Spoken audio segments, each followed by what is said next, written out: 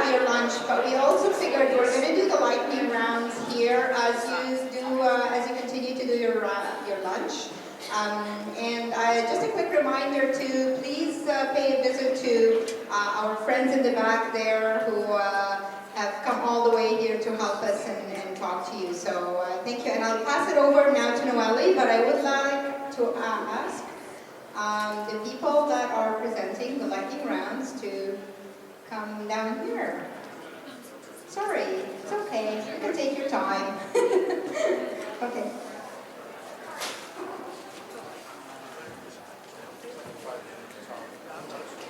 Good afternoon, everybody. My name is Noelle. I'm Vice Chair as well for the PSPMF.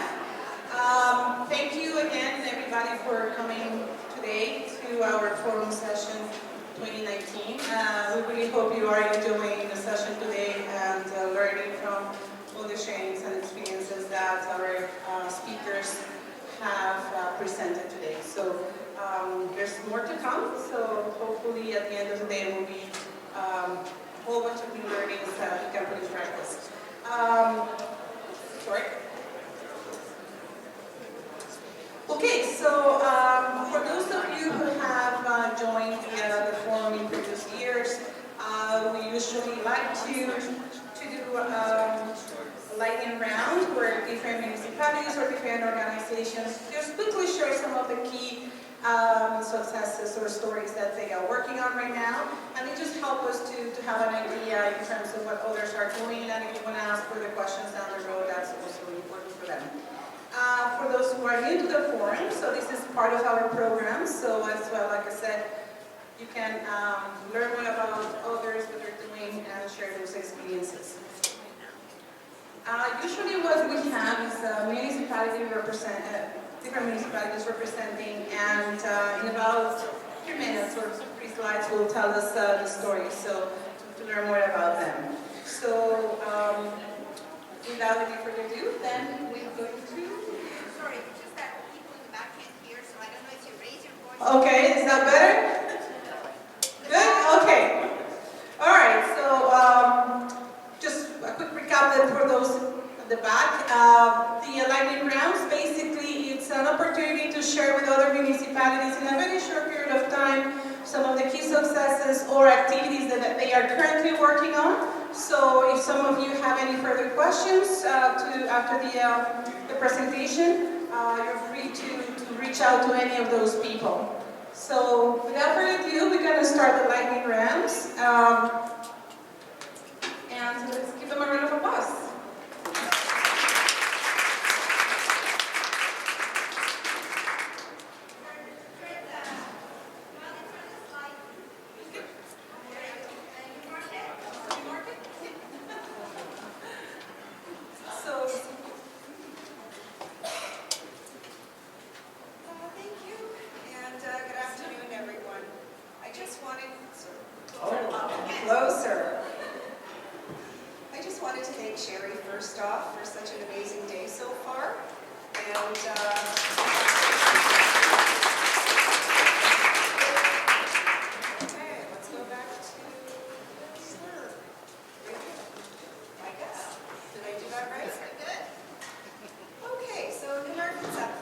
Is about where we're at with having a project management office.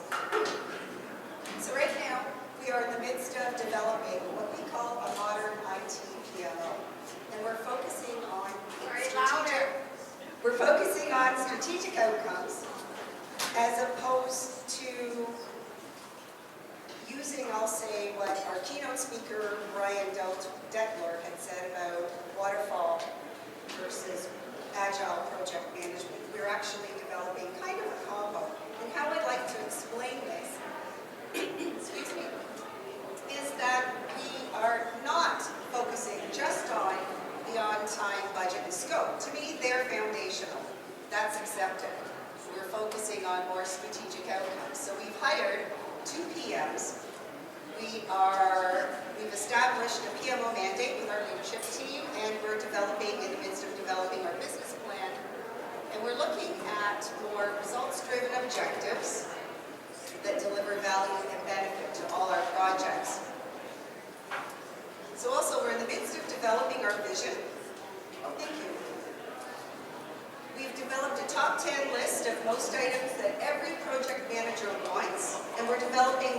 to live by. So for example, we're developing service level agreements with all the departments that will be within that service. We're also putting an emphasis on change management and communication, which I've heard a lot of. That's been a real focus area of today's sessions too, so I think we're on the right path. We're also developing from reaching out to other municipalities and project managers, pitfalls and do's and don'ts and lessons learned. So that's where Newmarket's at. And if you have any suggestions on project management software, we're in the midst of researching that. So send me an email, and hopefully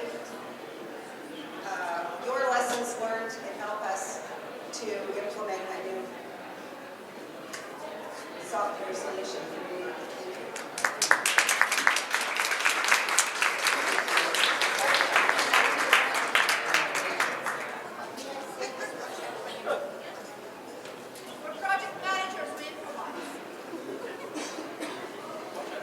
Is this better at all? Okay. Whoever comes here have to just yell. And if you can't hear, there's a lot of spots around the tables here too. So if you want to come closer, please feel free to do so, but we will try and raise our voice a little bit more. Okay, so Region of Peel, Melody. Good afternoon. My name is Melody Gonsalves, and I'm with the Region of Peel in their Corporate Project Management Office. Our team consists of project managers, business analysts, and project coordinators, and we're responsible for leading project implementation of initiatives that are guided by the term of council priorities as well as organizational priorities. So as many of you can relate to, project reporting is a fundamental activity within a PMO, but it's not always the most desirable. With different project managers, there's different ways of reporting, which becomes more difficult to manage, especially at the portfolio level. I'm here today to share an initiative on how we changed our project status reporting using MS Project Online and Power BI. Earlier this year, in partnership with the ITPMO, we began to streamline and modernize our approach to project reporting using these tools. With MS Project Online, we were able to provide our PMs with a centralized system that can be accessed at any time and updated anywhere. In the past, our project reporting was very time-consuming, manual process using Excel spreadsheets, and as many of you can attest to, once you get into those spreadsheets and make a mistake, or if you didn't save your data correctly, you have to recreate the entire spreadsheet. So overall, not a favorable process. So using MS Project Online as our sort of database, our project managers can now update and maintain the project schedule, status information, and any other project details that they want to share all in one place. With it being online, it can be accessed from anywhere and of course at any time. And our projects are now updated on a bi-weekly basis, whereas our ITPMO are able to update it on a weekly basis. So it's customizable to what suits your needs. The example here is the Power BI application that is used that allows real-time dashboard updates to our project sponsors and key stakeholders. Basically, the information within the dashboards can be filtered, for example, by department or by strategic driver, and that way the stakeholders can focus on what they're interested in, and it can be customizable to the way they want their reports to be shown. So the dashboard, this is another version of the dashboard with regards to the details. The dashboard reporting now has improved the way we monitor project performance, including risks and issues, not only at the project level, but across all portfolios. Currently, we have about 22 projects and initiatives within our portfolio. It has also provided consistency in reporting between all project managers, making the process much simpler and less cumbersome. This consistency helps the organization and project teams make more evidence-informed decisions, also in a timely manner. So if you're interested in more information, Kathy Anchetta is the project manager for this initiative. You can contact her at this email. Thank you.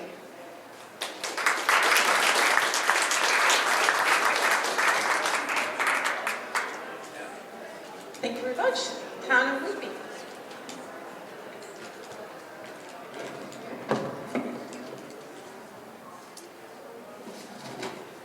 Hey everyone, my name is Dennis Sablon. I'm with the town of Whitby for the Innovation and Projects team.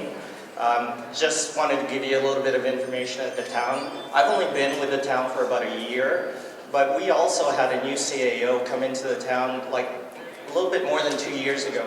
And he came out with a really, really big vision in terms of what the town should actually be. I've actually put it down there. It's building a tech-enabled and tech-savvy organization to become a municipal leader in customer-centered digital services. That's from Matt, our CAO. Just want to share that with you. So really, what are we actually doing here at the town? Well, basically from that vision, that really big, broad vision, we came out with a corporate IT strategic plan endorsed by a senior leadership team. It started to be implemented in Q2 of 2018, about 1.5 years ago. Basically, what came out of that corporate IT strategic plan is a new IT org structure, which included funding for FTEs, including managers and staff, and an upgrade of all IT infrastructure and applications. Pretty big job there. We've got a lot of applications and infrastructure. And also, just to highlight, it was also basically sanctioned creation of an innovation and projects team, which is myself, 2 BAs, and a PM. Where are we at now? Well, really, we've actually gone through and created a governance group on any technology projects coming through the business. Basically, there's a T3 or tech transformation team that is going through and approving these projects. 50% of the planned projects, part of that corporate IT strategic plan, has been created, and we've worked through an IT RACI. The project intake process has been implemented. We're using Jira and workflows within Jira to be able to manage all of that and actually report and have KPIs on that. In addition to that, we have a project and BA toolkit creation underway. We're looking at also implementing some other knowledge areas like Lean as part of that toolkit to share with the business. So the future, we've got a lot of work to do. We were 50% of the way, but I want to highlight what we're looking at doing for 2020. We're looking at implementing Office 365 mid-2020. We've got a really, really big project that I'm undertaking with the team, basically an enterprise resource planning project along with a brand new HRIS system. It's multi-year. We're going to kick it off in Q1 2020, and more than likely this will go on for at least, I'm thinking, about 5 years.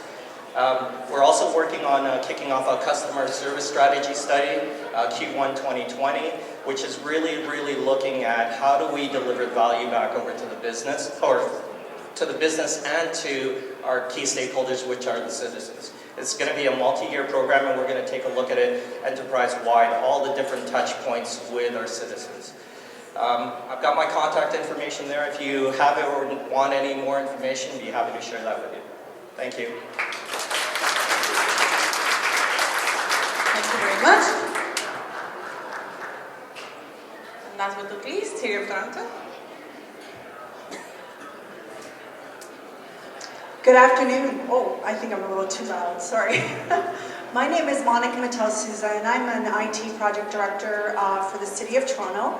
I'm here to actually talk to you about a program that we've initiated. It's a 5-year program. The focus is on information management. We are bringing enterprise information management to the entire City of Toronto. This program is really focused on a collaboration between IT and the City Clerk's office. We align with our city partners, and we bring our resources to ensure that we are providing a consistent and coordinated approach to project delivery. The program supports the development and the updating of information management, especially around records management policies, also really trying to focus on meeting the compliance requirements for the municipal code. We also focus on bringing in new technologies as well as enabling technologies, because we're really trying to reduce the blueprint that we have at the city for our technologies. We have about 850 applications, and that's a lot. And so this program is really focused on application rationalization, really decommissioning some of those applications, moving the data into central sources. And so the program has really evolved in the last 12 months. We find that this program is really the transformational piece. A lot of our divisions are really focused on delivering services digitally, but they need to understand that there's foundational pieces to that, and that's what the information management program is there to do, is to support them. Our goals, our business goals are really to improve service delivery, align with our business investments, improve the user experience, but really the important piece is that we want to start to share and integrate information. I think all of us have the same issues with all of our municipalities and the different levels of governance, that we produce a lot of information. We intake a lot of information, but what we're not doing is sharing it across the board. And so the program really focuses on looking at that life cycle of that data or that information and trying to improve the quality of that, but also make it available for others to use. The goal of the program also is to centralize project delivery. We originally had quite a few projects that were running in silos. The program really became that umbrella. And so now we've got 16 projects under the program. We have 8 scheduled for next year as well, and it just keeps growing from there. And so really, it's really important when we look at our resources, and rather than having one resource to one project, we've really changed that model. Our project teams are no longer project teams, they're program teams. And so we're able to say, we've already saved about $800,000 this year just by bringing in one privacy consultant to work on 16 projects. And so when one's slowing down, the other one's picking up. So that's been very effective for us.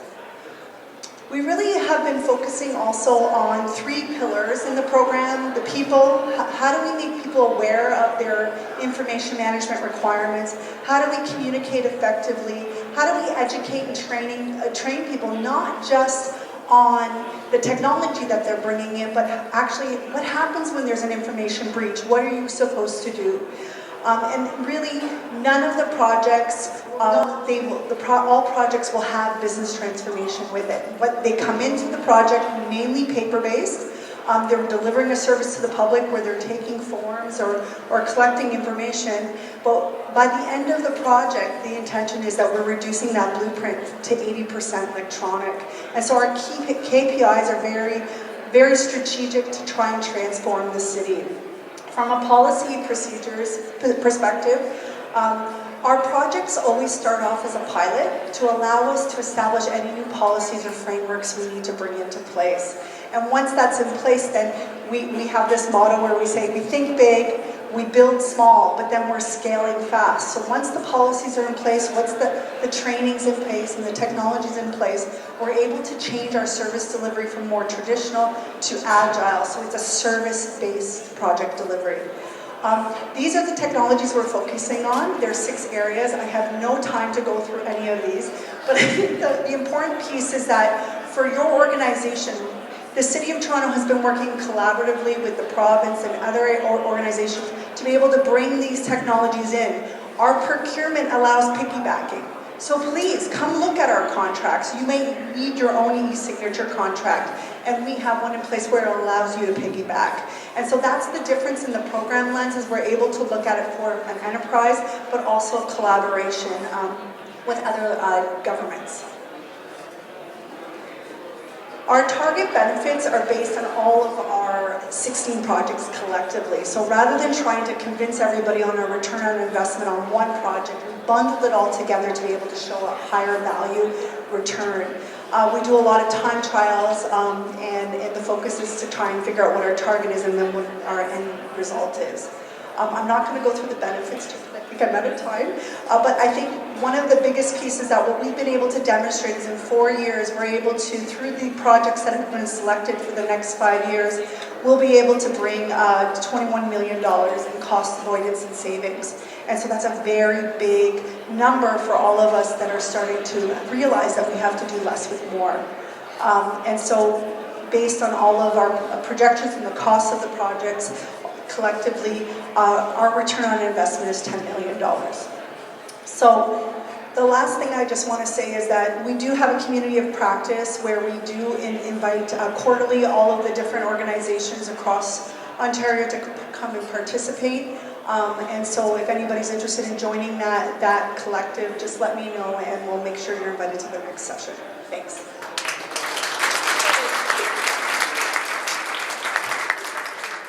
Thank you very, very much to all our presenters. Please, one more time, let's put our hands together and give them another round of applause. Thank you very, very much.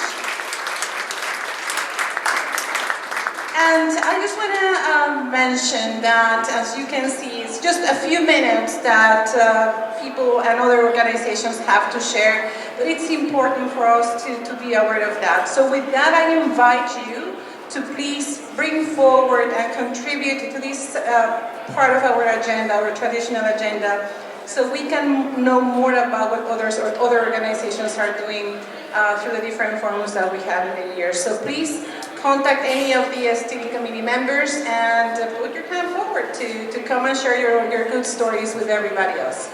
Okay? So I think we're gonna take maybe 5 minutes. Our next session will start at around 1:35. Is the room downstairs? But if you want to just wrap up your lunch, take a look at the different exhibitors that we have at the back, please, before you make your head down. And we'll see you shortly in our next session.